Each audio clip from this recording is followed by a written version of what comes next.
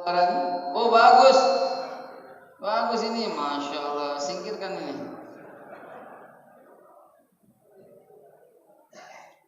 Alhamdulillah. Sebelum saya mulai, saya tawarkan dulu siapa yang mau tusuk.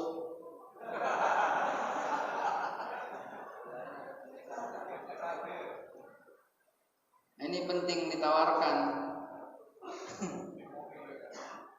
Karena lagi ngetren. Lagi ngetren gara-gara saya Ali Jabir ditusuk sama orang. Siapa bilang orang gila? Orang gila itu mesti diputuskan oleh hakim di pengadilan, begitu kata undang-undang. Hakim memutuskan tok gila gitu. Ibu-ibu sekalian yang dirahmati Allah, saya sapa lebih dulu karena kasihan duduk sini geser sana. Bapak-bapak nggak digeser.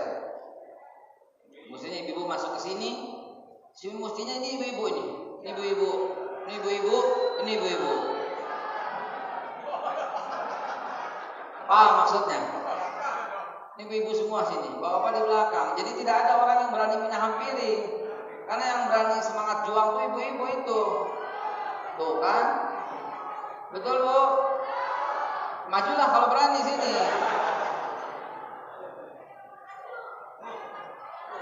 Majulah kalau berani sini. Dorong aja bapak-bapaknya, tendang aja bapak-bapaknya. Ibu-ibu itu tidak akan disalahkan. Ibu-ibu sen kiri, belok kanan, nggak salah, bapaknya yang salah. Betul? Tega kali dia memangnya. Apa katanya? Apa dia bilang? Apa katanya? Apa dia bilang?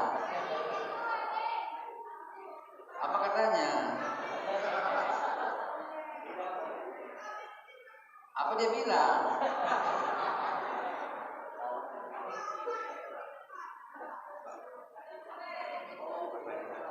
Bukan hak saya, ini hak saya menghimbau. Ini pengurus yang ini nih. Dan harus izin sama teman-teman itu FPI itu. FPI juga. Oh masya Allah. Masya Allah. Baik, nanti pelan-pelan kita maju ya. Kita foto-foto ya. Sebelum saya mulai, izinkan saya mengucapkan terima kasih yang sebesar-besarnya jazakumullah khairul jazak yang pertama kepada pengurus DKM Yayasan Masjid Baitur Ridha yang dengannya diizinkan saya berbicara di sini di tempat yang suci dan mulia ini hanya mengharap ridha Allah Subhanahu wa taala. Yang kedua, ini di Medan Selayang ya. Medan Selayang. Yang kedua, saya ucapkan jazakumullah khairul jazak, terima kasih yang sebesar-besarnya kepada semua yang telah mendukung, yang merekam, semua yang merekami, yang menginteli, yang merekami, yang mengamati, itu saya ucapkan jazakumullah khairul jazak. Yang menjadikan ini sebagai bahan juga jazakumullah. Semoga Allah memberikan hidayah bagi kita semua. Saya ucapkan jazakumullah juga kepada para panitia yang telah mendukung, Mujahidin, Kokam, wabil khusus FPI. Masya Allah, mana FPI teman-teman? Ini ketuanya Medan Selayang. Ketuanya? Medan Selayang. Masya Allah, pantas kamu jadi ketua. Masya Allah, dia ketua yang sangat berbobot ini. Betul. Front Pembela Islam. Ada orang yang berkata Islam tak perlu dibela. Ada? Ada? Nah, kurang akal itu, kurang ngaji, ya, palang sangit, kiau racun, karena dia merusak tatanan. Islam itu dibela wajib, firman Allah. Ya ayyuhalladzina amanu, hai orang yang beriman, mesti dilanjutkan sama teman-teman FPI ini. Kunu ansarullah, perintah itu, jadilah pembela Allah. Ya, tetap FPI maju tampil. Kalau ada orang yang mau membubarkan FPI dengan alasan tak perlu dibela, nggak apa-apa, dibubarkan. Besok dibubarkan Front Pembela Islam, bikin lagi Front Penyelamat Islam, FPI lagi. Dibubarkan lagi, bikin lagi Front Pemersatu Islam, FPI lagi. Dibubarkan, bikin lagi Front Penyatu Islam, FPI lagi. Dibubarkan, bikin lagi Front Persatuan Islam, FPI lagi. Bubarkan, bikin lagi Front Pencinta Islam, FPI lagi. Lama-lama yang bubarin mati.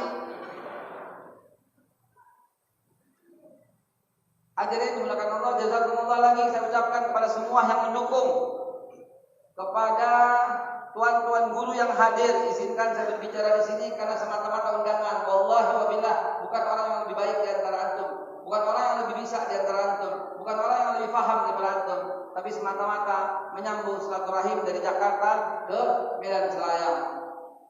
Berikutnya jazakumullah khairul jazak. Terima kasih kepada para polisi, Pak Kapolsek ya, Pak Kapolsek ya, Medan Selayang. Kanit Medan Selayang. Masya Allah Pak Kanit, jazakumullah, terima kasih Pak Kanit hadir, Pak Muhammad Rafiq yang tadi saya sudah kenalan di sana. Salam saya untuk Pak Kapolsek, salam saya dari Pak Kapolsek ya. Kalau ada waktu ingin hadir sebenarnya. Ya. Nah kalau Pak Kapolsek di Medan selalu ada durian, itu masalahnya. Durian ucol. Jazakumullah, terima kasih kepada para beliau, kepada para siapa yang suka mengamankan di sini. Kalau di Jakarta para beliau Babinsa ya. Dan semua yang saya tak sebutkan lagi satu persatu, tidak sedikit pun mengurangi rasa hormat saya kepadanya. Tadinya saya bingung mau topik apa di yang keempat di Medan ini. Tujuannya cuma satu. Dengan hadirnya ini, dengan majelis ini, dengan pertemuan ini, dengan titik-titik dakwah ini, Indonesia semakin kuat. Tidak ada lagi perpecahan, tidak ada lagi perpisahan, tidak ada lagi gontok-gontokan. Semua semakin erat, semakin nyatu. Ibu-ibu yang bilang amin, bapak-bapak tidak mau menyatu. Bagaimana lagi nih? Ya bu? Alhamdulillah, saya ceramah di sana aja lah. Tujuannya cuma itu. Itu yang pertama. Karena yang rawan saat ini adalah persatuan. Demikian pula kita diadu domba oleh beberapa orang yang punya kepentingan busuk. Diadu domba terus. Dan bodohnya kita ikuti adu domba itu. Akhirnya kita memanggil saudara dengan sebutan-sebutan yang buruk. Kita panggil saudara kita sendiri padahal dengan sebutan cebong, dengan sebutan kampret, dengan sebutan kadrun sekarang. Ini kan pecah belah namanya. Rasis namanya. Bukan dari akhlak Islam, bukan dari akhlaknya Rasulullah sallallahu alaihi wasallam. Bilal itu budak, ada yang pernah panggil dia budak? Bilal itu Afrika, ada yang pernah panggil dia negro hitam? Nggak ada, saudara. Bahkan pada waktu itu Rasulullah pernah panggil Bilal dan Abu Bakar. Ini contoh nih, Abu Bakar ini Quraisy, bangsawan, kaya raya. Dipanggil pula Bilal, seorang mantan budak Afrika. Apa kata Nabi? Tidak ada sedikit pun kemuliaan Abu Bakar dibanding Bilal dari sukunya, rasnya. Tidak sedikit pun kemuliaan Bilal dibanding Abu Bakar dari sukunya, rasnya, adatnya, semuanya. Semuanya karena takwa kepada Allah Subhanahu wa taala. Ini akhlak Rasul. Sedangkan kita di sini masih main kotak-kotak. Kau bukan organisasi aku bukan organisasi kamu. Kau bukan suku aku bukan suku kamu. Ini di luar daripada akhlak Nabi Muhammad SAW. Itu misi saya ke Medan kali ini, saudara. Enggak ada lagi yang namanya Batak, Sunda, Jawa, enggak ada lagi. Cina, Arab, enggak ada lagi. Semuanya warga negara Indonesia yang punya hak yang sama. Ingat, hak yang sama. Sekali lagi, hak yang sama. Ini amanah Rasulullah dalam pasal 1 Piagam Madinah yang berlaku sampai selama-lamanya. Ini amanah Nabi, dipakai di Sekjen PBB, dipakai di Declaration of Human Rights, dipakai di Piagam Amerika, 5 undang-undang Amerika pakai itu, dipakai di Jenewa, dipakai di Swiss, dipakai di Pancasila, dipakai di Undang-Undang Dasar 45. Karena itulah Nabi Muhammad SAW yang membuat atas izin Allah Subhanahu wa taala, wa yantiqu anil hawa in huwa illa wahyuha. Makanya berlaku sampai sekarang. Makanya aneh kalau saya kemarin tanya, siapa yang tahu Piagam Madinah 47 pasal? Pada nggak paham. Itu mudah-mudahan di sini paham ya. Ayo pasal 1 udah saya sebut, pasal 2 apa?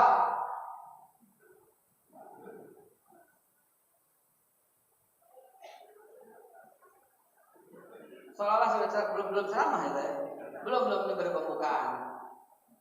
Ya Allah, ya Rabb, alhamdulillah, bismillah. Kenapa saya harus minum? Karena saya takut ada sianida. Masya Allah, kopi gayo, Medan, Sidi Kalang, kau buka, Arabika, Ustaz? Oleh kareng ini, oleh kareng. Tapi oleh kareng kelas 3 kan di kau. 3 oleh karenanya. Baik, sebelum saya mulai, izinkan saya menyampaikan dulu topik yang akan kita bahas. Topik yang akan kita bahas itu ada tulisan di luar. Ada tulisan di luar, Masjid Baitur Ridha dan jamaahnya menolak RUU HIP, begitu ya? Topiknya seperti itu. Udah kagak luarsa, karena memang udah gak jadi. Tetapi baiknya kita bahas alasan penolakan itu, betul? Dengan mengupas sejarah. Setuju? Kalau nggak setuju nggak usah apa-apa, ganti. Setuju? Ibu-ibu aja yang jawab, bapak-bapak nggak usah didengar. Ibu-ibu aja, karena ibu-ibu tidak pernah salah sama sekali. Itu amanat. Itu yang akan kita capai di akhir pertemuan ini. Setuju? Bismillahirrahmanirrahim. Abdul dzikri fa'lam annahu la ilaha illallah. Mari. Angkat suaramu. La ilaha illallah.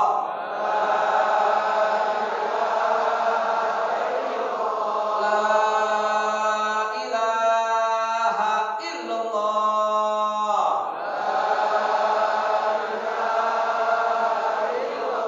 Muhammadur Rasulullah sallallahu alaihi wasallam. Kalimatu haqqin 'alaiha nahya wa 'alaiha namut wa 'alaiha nabatu insyaallah ta'ala minal aminin. A'udzu bikalimatillahi ta'ala min syarri ma khalaq. Bismillahirrahmanirrahim. La yadurru ma ismihi syai'un fil ardi wa la fis samawati wa sami'ul 'alim. Hasbunallahu wa ni'mal wakil, ni'mal maula wa ni'man nasir, wa la haula wa la quwwata illa billahil 'aliyyil 'azim. Bismillah, rabbillah, hasbiyallah, tawakkalna 'ala Allah, tasabna billah wa ta'ala billah. Masyaallah la quwwata illa billah. Ya Allah ya Khalidul Bika syibal ya man ya yarham. Bismillahirrahmanirrahim. Bismillahi. Assalamualaikum warahmatullahi wabarakatuh. Alhamdulillahi wahdah, sadaqa wa'dah wa nasara 'abdah wa 'ada jundahu wa hazama al-ahzaba wahdah. La ilaha illallah wa la na'budu illa iyyahu mukhlishina lahu din walau karihal kafirun walau karihal musyrikun walau karihal munafiqun. Qala Allah ta'ala fil Qur'anil Karim, a'udzu billahi minasyaitonir rajim. Bismillahirrahmanirrahim. Innallaha wa malaikatahu yusholluna 'alan nabi.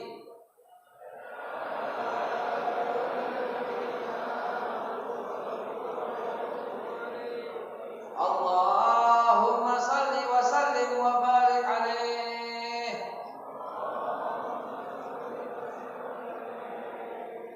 Ma'asyiral muslimin wa jumlatal mu'minin rahimakumullah. Indonesia adalah negara yang seolah-olah telah dipilih oleh Allah Subhanahu wa taala sebagai negara yang akan menjadi yang akan menjadi barometer dan contoh negara-negara sedunia. Betapa tidak, Indonesia diperebutkan baik secara langsung maupun tidak langsung oleh berbagai negara. Cina sangat ingin mengambil Indonesia, Amerika sangat ingin mengambil Indonesia, Inggris, Belanda sangat ingin, karena di sini cadangan emas terbanyak di dunia. Di sini cadangan minyak bumi nomor 1 di dunia, cadangan 97 miliar barel. Di sini gas alam terbanyak di dunia.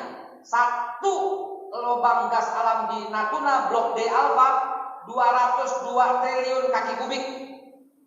Di sini timah terbaik di dunia. Di sini benang bahan terbaik dunia. Nggak ada di seluruh dunia yang lebih lengkap bahannya daripada Indonesia. Di sini boksit, nikel, tembaga, bahkan uranium dunia. Indonesia. Negara lain mana ada yang punya kekayaan seperti itu?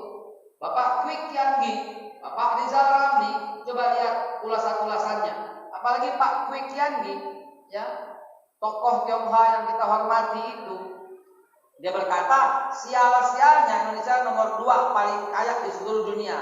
Bukan dari sisi cadangan devisa, bukan dari sisi harta, tapi dari sisi kekayaan sumber alam. Kalau dari kekayaan budaya, tidak ada di seluruh dunia yang seperti Indonesia. Mari kita lihat. bahasa. Di Saudi Arabia satu, bahasanya bahasa Arab. Di Australia bahasanya satu, bahasa Inggris. Coba lihat. Di Suriah bahasanya satu, bahasanya bahasa Arab. Perang, nauzubillah saudara-saudara kita di Suriah. Semoga Allah Subhanahu wa taala turunkan kedamaian untuk saudara-saudara kita. Di Indonesia Pak 630 bahasa. Mana ada yang seperti itu? Coba perhatikan. Ini endingnya kepada persatuan ini, endingnya kepada kejayaan Indonesia ini, ya. Tanah di mana kita lahir, ya, tumpah darah yang kita sudah bersumpah melalui kakek nenek moyang kita pernah bersumpah bahwa satu tanah air, satu bangsa, menjunjung tinggi bahasa persatuan bahasa, cakep. Suku di Afghanistan ada 4 suku, 4-4-nya punya partai dan ribut.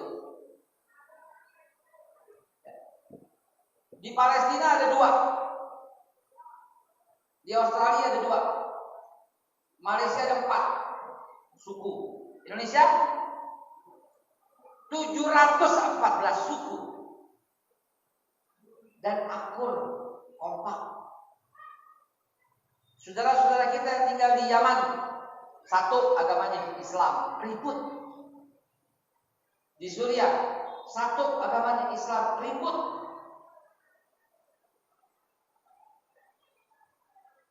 Irlandia, satu sesama Kristen, ribut.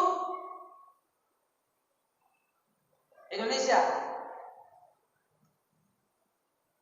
6 agama akur. Di sana paham Islam satu Saudi Arabia nggak boleh maulid, betul nggak? Yang terbuka terang-terangan nggak boleh. Di Indonesia, masya Allah dari segi organisasinya, Nahdlatul Ulama, masya Allah dengan perannya yang luar biasa dalam kemerdekaan maupun pencetus Pancasila. Saya katakan pencetus, nanti alasannya belakangan nanti. Nahdlatul Ulama melalui Kiai Ahmad Wahid Hashim, Muhammadiyahnya, Al-Irsyadnya, Namatul Anwarnya, ya, Persisnya, masya Allah. Sekarang baru-baru bermunculan, semuanya terus berkembang terus tidak pernah berhenti. Sukunya, agamanya, pulau, negara-negara lain tidak terpisahkan, cuma satu lokasi. Indonesia berapa pulau? 13.760 pulau. Dan semuanya sambung menyambung menjadi satu, itulah Indonesia, tanah airku, menjunjung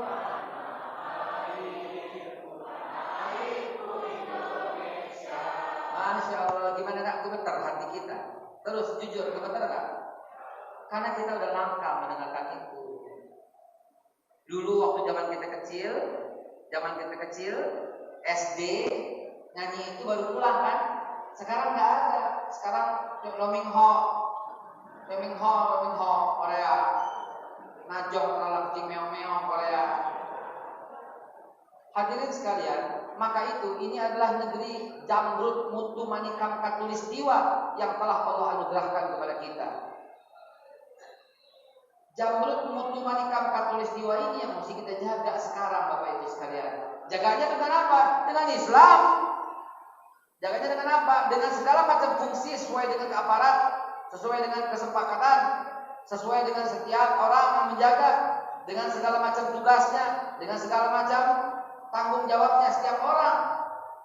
Lihatlah di sosial media sekarang, umat Islam dikata-katain kadrun. Lihatlah semua itu di sosial media. Kadang-kadang kepancing, ngatain juga cebong. Ini mau jadi apa kalau begini terus, saudara? Ya Allah, ya Rabb, bagaimana gitu loh. Padahal ini dilarang oleh Allah Subhanahu wa taala, memanggil sebutan dengan sebutan yang buruk. Ma'asyiral muslimin wa jumlatal mu'minin rahimakumullah. Mari kita kembali. Di zaman Belanda, pemudanya adalah pemuda-pemuda tangguh. Pemuda-pemuda tangguh ini tidak mau tunduk pada Belanda. Dia cinta mati dengan tanah air Indonesia. Maka dia lawan Belanda dengan sebutan merdeka. Apa kata Belanda kata-kata itu? Ekstrim. Ekstremis. Ini ekstrim kata Belanda. Ini ekstrim. Ini ekstrim. Karena ngomong merdeka. Bagi Belanda, Tengku Umar ekstremis. Radikal. Bagi Belanda, Cut Nyak radikal, perempuan radikal, perempuan ekstrim bagi Belanda. Bagi Belanda, Tuanku Imam Bonjol itu ekstrim, radikal bagi Belanda. Karena Tuanku Imam Bonjol nama aslinya siapa? Habib itu. Habib Muhammad Syahab itu nama asli Tuanku Imam Bonjol. Ya. Ini orang-orang baru sekarang nggak ngerti, main ngata-ngatain Habib aja. Siapa lu? Ya, hampir semua pahlawan itu dari darah zuriat Rasulullah, cucu-cucu Rasulullah Sallallahu Alaihi Wasallam. Bagi Belanda, Pangeran Diponegoro itu radikal, ekstrim bagi Belanda. Bahkan tokoh Kristen bagi Belanda, kayak Dr. Samratulangi, itu bagi Belanda radikal. Karena dia walaupun tokoh Kristen, dia punya wawasan kebangsaan yang luar biasa. Bagi Belanda, I Gusti Ngurah Rai itu radikal, ekstrim. Maka kecintaan saya kepada Negara Kesatuan Republik Indonesia, kecintaan saya kepada Pancasila, berceramah dengan keras seperti ini. Ada orang yang mengatakan saya ekstrim dan radikal. Saya nggak takut, maka saya bilang, yang bilang saya ekstrim, yang bilang saya radikal, Belanda loh. Betul? Sembarangan fitnah-fitnah itu loh. Kita cinta mati kepada negara ini. Kita setia kepada pemerintah. Kita mengadakan kritik, membangun untuk Indonesia lebih baik, masa nggak boleh? Betul? Selama memegang aturan, satu nggak boleh mencela, nggak boleh menghina, nggak boleh depan umum, ya nggak boleh menyebar hoax, nggak boleh merekayasa, nggak boleh menyudutkan, nggak boleh menjaring, nggak boleh memframing.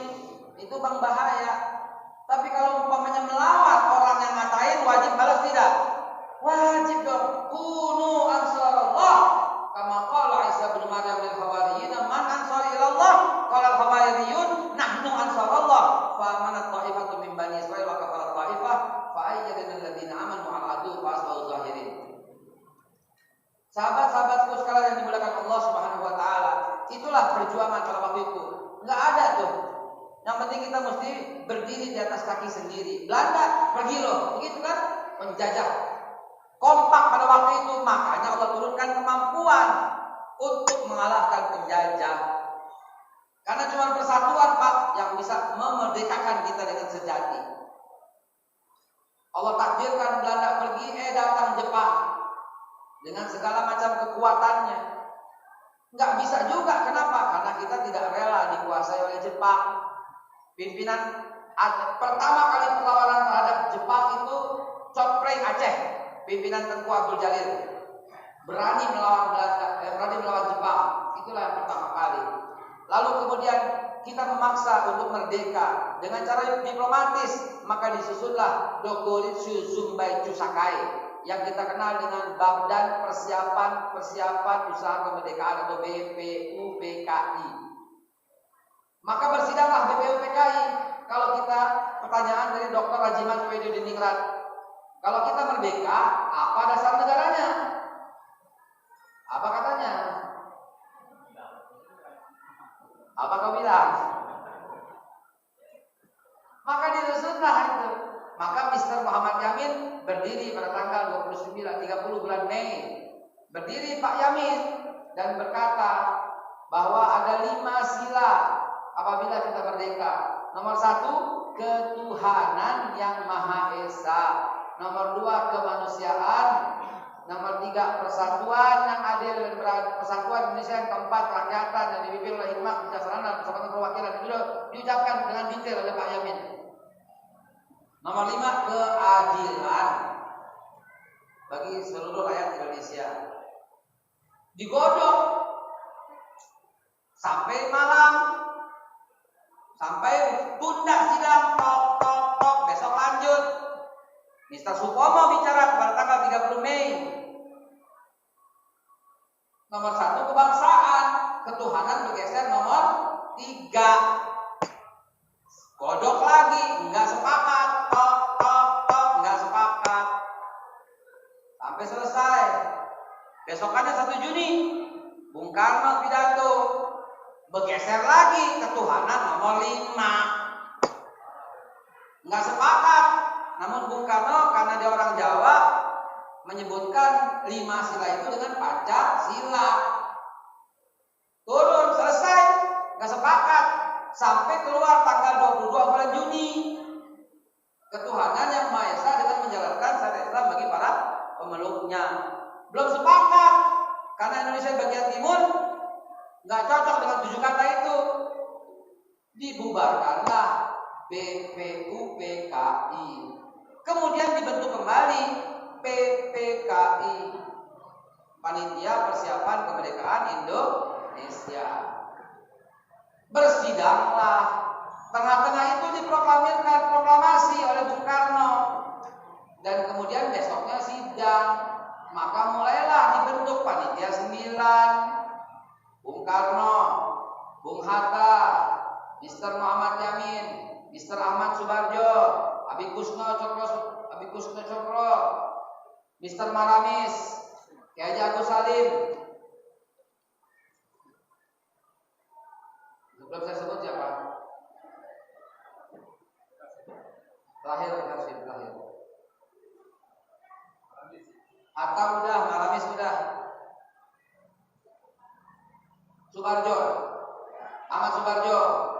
Dan terakhir Kiai Haji Ahmad Wahid Hashim. Sidang. Maka Kiai Haji Ahmad Wahid Hashim berdiri dengan berkata, Indonesia saat ini sama dengan Madinah di eranya Rasulullah Sallallahu Alaihi Wasallam. Pada waktu itu banyak agama lain yang tinggal di Madinah.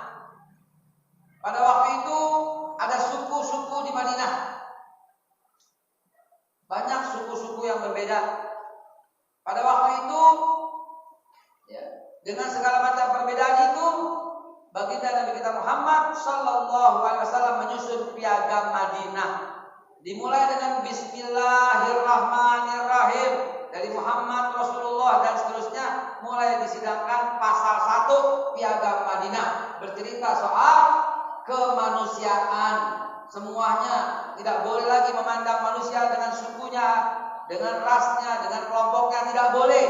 Dihapuskan mulai hari ini, kata Rasulullah SAW. Seraya beliau mengutip ayat, Ayuhan nas, inna khalaqnakum min dzakari wa unsa wa ja'alnakum syu'uban wa qabailan lita'arafu inna akramakum 'indallahi atqakum. Hei manusia, kata Allah, aku yang menciptakan kalian dari jenis laki-laki dan perempuan, dan dengannya menjadikan bersuku-suku dan berbangsa-bangsa, lita'arafu, untuk saling kenal. Karena itu Nabi Muhammad melarang seseorang memandang karena suku, karena ras, karena golongan, karena kulit, karena mata, karena hidung, mancung atau tidak, karena mata, sipit atau belok, karena lidah, macam mana pula. Tidak ada dalam Islam seperti itu. Nabi mengajarkan, innallaha la yanzuru ila suwarikum wa libasikum walakin Allah yanzuru ila qulubikum wa a'malikum. Ini diterjemahkan dengan indah oleh Pak Wahid Hashim sebagai kemanusiaan yang adil dan beradab. Nomor 1, la ilaha illallah. Tapi karena kita punya saudara yang bukan Islam, saudara sebangsa setanah air, maka kalimat itu menjadi ketuhanan yang Maha Esa, titik. Padahal itu juga la ilaha illallah. Itu juga qul huwallahu ahad. Menjadi dasar. Pasal 3, pasal 2, 3, 4, 5, 6, 7 dalam piagam Madinah, Nabi mempersatukan semua suku-suku di Madinah. Bahkan agama tidak boleh jadi sekat. Kata Nabi, apabila negara dalam bahaya, di pasal 27 ini, apabila negara dalam bahaya, maka orang Islam dan yang bukan Islam di Madinah harus bersatu padu dalam membela negara. Konsep bela negara ada pada masa Rasulullah SAW. Luar biasa Nabi kita ini.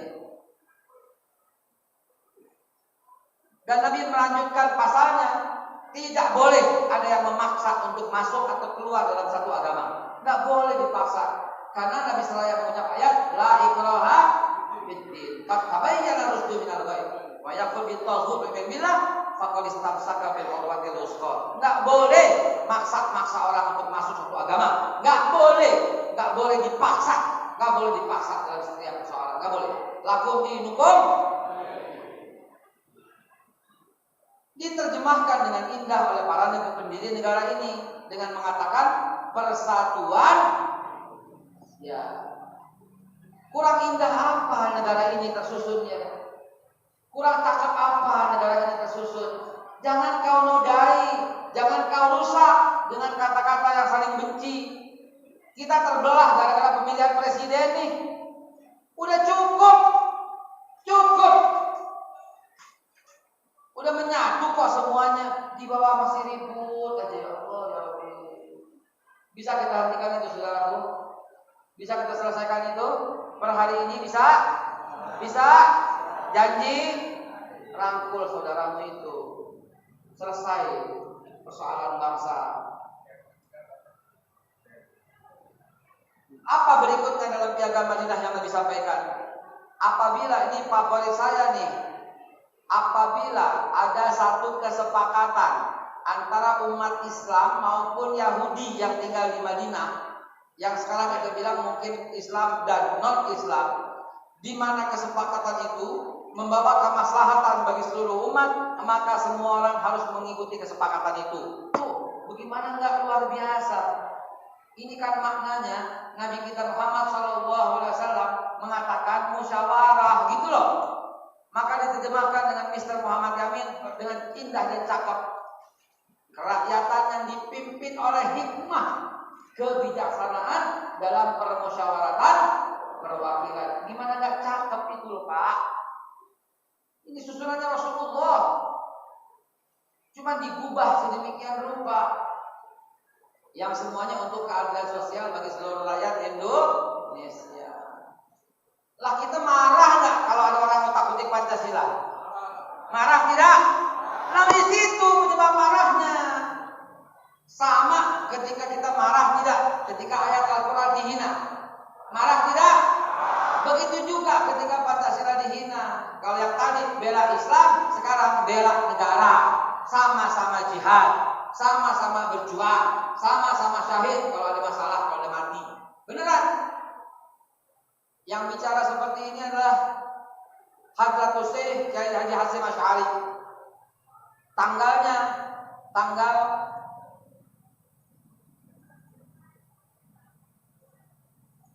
19 Oktober tahun 1945. Ketika seminggu sebelumnya Soekarno mendapatkan surat dari Inggris yang menyatakan tidak mengakui kemerdekaan Indonesia.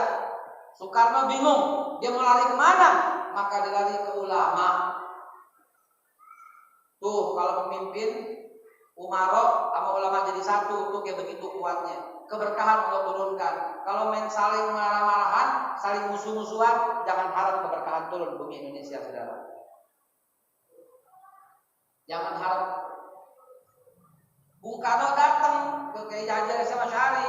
Nih ada telegram dari Inggris dengan 6.200 pasukan siap-siap datang untuk tidak mengakui kemerdekaan Indonesia, siap-siap meminta melucuti senjata yang diambil dari Jepang. Kalau enggak akan terjadi pertumpahan darah. Dikasih waktu sama Inggris 10 hari. Bung Karno kelabakan dan bingung, datang kepada ulama, disuruh pulang sama Kiai Haji Hasyim Asy'ari. Kiai Haji Hasyim Asy'ari kemudian kumpul dengan Kiai Haji Wahab Hasbullah dan seluruh ulama-ulama dikumpulkan. Maka rapatlah mereka, keluarlah resolusi jihad. Apa itu? Nomor 1, membela negara itu hukumnya wajib.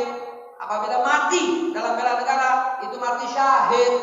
Apabila ada pengkhianat, mati, maka ini matinya mati kafir. Tuh, ilustrasi sederhananya begini. Ada maling di rumah ente. Ada maling di rumah ente. Ente pertahankan harta. Ente mati, syahid tidak? Kata Rasulullah mati syahid. Itu harta di rumah ente yang terpertahankan mati syahid. Apalagi harta Indonesia yang tadi saya ceritakan banyaknya kayak gitu. Bagaimana nggak syahid kita dalam membela Indonesia ini, saudara? Jangan takut, jangan pernah ada sedikit rasa takut. Allah sediakan surga untuk kalian apabila membela negara kesatuan Republik Indonesia. Ini harus ditanami fondamen. Kalau umpamanya ada komunis, kalau yang coba-coba mengganggu Pancasila, yang coba-coba mengganggu Islam, yang coba-coba hina negara, yang coba hina Islam, yang coba ganggu-ganggu ayat-ayat Al-Quran, katakan kepadanya, insya Allah pala kami ini menjadi taruhan untuk membela itu semua. Kami mati satu, insya Allah Allah bangkitkan lagi seribu pemuda-pemuda lain yang melanjutkan perjuangan kami, saudara. Jangan pernah ada rasa takut dalam hal itu, saudara. Ini penting untuk kita pegang. Radikalnya saya, ekstrimnya saya, karena cinta mati gitu loh, dengan persatuan dan kesatuan. Tapi lihat fitnah yang beredar, dikatain macam-macam. La haula wala quwata illa billah. Jamaah sekalian dimuliakan Allah, begitulah akhirnya terbentuklah Pancasila. Makanya kita marah kalau ada orang yang coba-coba geser-geser ketuhanan, mau jadi nomor 3, mau jadi nomor 1, bahkan kita tersinggung kalau ada yang berkata ketuhanannya yang berkebudayaan. Kita tersinggung kalau ada kita tersinggung karena itu udah harga mati ditetapkan bahwa Pancasila yang sah berlaku itu tanggal 18 Agustus tahun 1945. Almarhum Buya Hamka, gurunya Nusantara, gurunya Indonesia, gurunya Singapura, gurunya Malaysia, gurunya Brunei, Haji Abdul Malik Karim Amrullah alias Buya Hamka, dalam bukunya Islam dan Pancasila mengatakan dengan sangat cerdasnya, Pancasila bagi Indonesia seperti angka 10.000. 10.000. Kalau satunya digeser, ada artinya nggak? Mesti di depan, kata Buya Hamka. Baru 10.000-nya bernilai 10.000. Kalau taruh nomor 5 jadi berapa? Ya 0 depannya, betul? Nggak berlaku. Itu hebatnya pemikiran Buya Hamka, gampang dicerna. Artinya apa? Buya Hamka mau mengatakan, mau ngajarin kepada kita bahwa kemanusiaan yang adil dan beradab harus berdasarkan ketuhanan yang Maha Esa, baru berlaku. Persatuan Indonesia harus berdasarkan ketuhanan yang Maha Esa, baru berlaku. Kerakyatan yang dipimpin oleh hikmah kebijaksanaan dalam permusyawaratan perwakilan harus berdasarkan ketuhanan yang Maha Esa, baru musyawarahnya bernilai. Keadilan sosial bagi seluruh rakyat Indonesia harus berdasarkan ketuhanan yang Maha Esa. Disimpulkan lagi dalam pasal 29 Undang-Undang Dasar 45 ayat 1, negara berdasarkan ketuhanan yang Maha Esa. Hebat tidak? Ada negara kayak begitu? Waktu Bung Karno bicara di PBB, berdiri ke standing applause semua negara itu. Ya, nah ini yang mesti kita pertahankan, saudara. Ini mesti kita perjuangkan, saudara. Persatuan ini sudah rapuh. Ini yang mesti kita pertahankan. Negara kita ini berdasarkan tauhid. Negara kita ini berdasarkan Qul huwallahu ahad.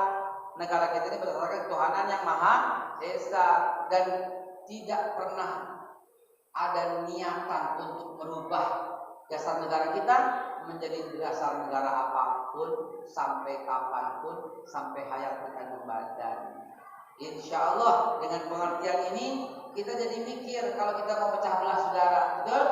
Kita jadi mikir kalau mau ngatain saudara, betul?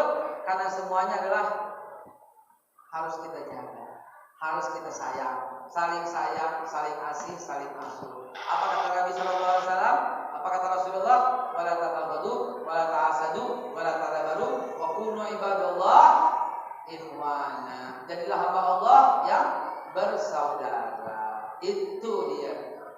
Mudah-mudahan ceramah yang singkat ini membuat kita semakin sadar bahwa Rasulullah Sallallahu Alaihi Wasallam adalah manusia paling jenius, manusia paling cerdas, manusia paling agung dalam menyelenggarakan negara, dalam menyelenggarakan keluarga, dalam sebagai kepala negara, sebagai pedagang, sebagai banker, sebagai bankir, sebagai kepala pegadaian, sebagai eksportir dan importir, beliau semua ada pada dirinya.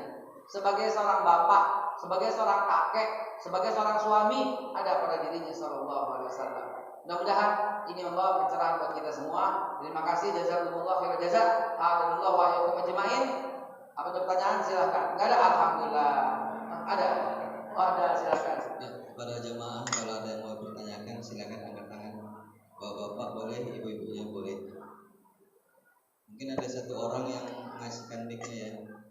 Ada yang di luar mic-nya? Oh, silakan. Ada mic lagi satu lagi tadi.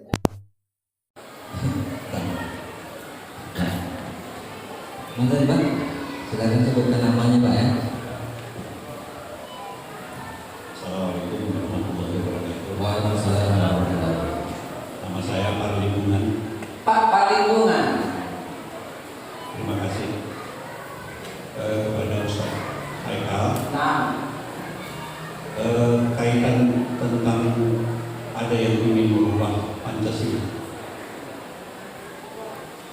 Yang kita tahu dalam RUU Trisila dan Ekasila yang akan dituju. Repotnya janji yang disampaikan kalau saya tidak salah RUU itu akan diganti dengan RUU tapi ternyata RUU itu masih ada dalam Prolegnas 2020 di DPR.